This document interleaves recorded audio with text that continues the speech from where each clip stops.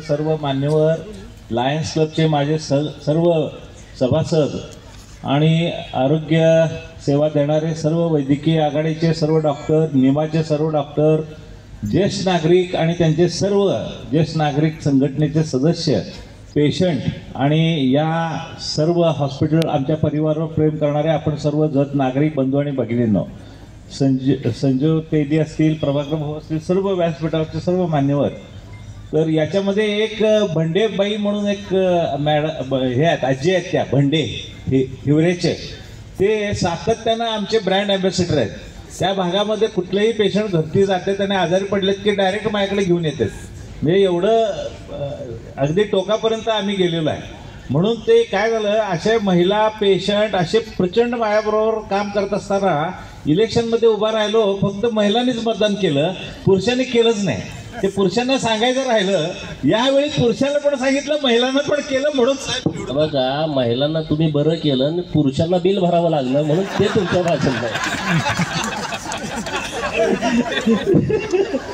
म्हणून महिलाचा डॉक्टर होणं किती त्रासाचं आहे हे लक्षात आलं का तुमच्या? तर अशा पद्धतीचा हा विनोदाचा भाग सोडला तरी पळकर साहेबांचा आपल्या जतवरचं प्रेम आता तुम्हाला कळलं असेल, आमच्यावरचं प्रेम कळलं असेल. मुंबईहून डायरेक्ट ते या कार्यक्रमासाठी आलेत. अत्यंत मोठ्या मनाचा माणूस, इतक्या ताकदीचे. मी अनेक आमदारांच्या बरोबर काम केले, परंतु विजन असणारा आणि मनापासून तळमळ असणारा आणि करून दाखवण्याची जिद्द असणारा असा आमदार आपल्याला भेटलेला आहे. त्याचं आपण सोनं करायचं आहे. या 5 वर्षात त्यांनी इतक्या पद्धतीचं विजन ठेवलेलं आहे, आपल्या कल्पनेच्या पलीकडे जगचा विकास होईल असं सगळ्यांनाच खात्री झालेली आहे. फक्त हे सगळ्यांनी तुम्ही बोललात, फक्त 61 हा उल्लेख करायचा चुकून तुम्ही चुकीचा केला असं मला वाटतंय. माझा जन्म तसा 1964ला वगैरे तुम्ही म्हणताय तसं नाही आहे. आत्ता जस्ट माझं 45 पूर्ण झालेलं आहे. त्यामुळे चुकीचं असेल ते बहुतेक टाईपरायटिंगमध्ये किंवा कोणतरी असं म्हणत असतील.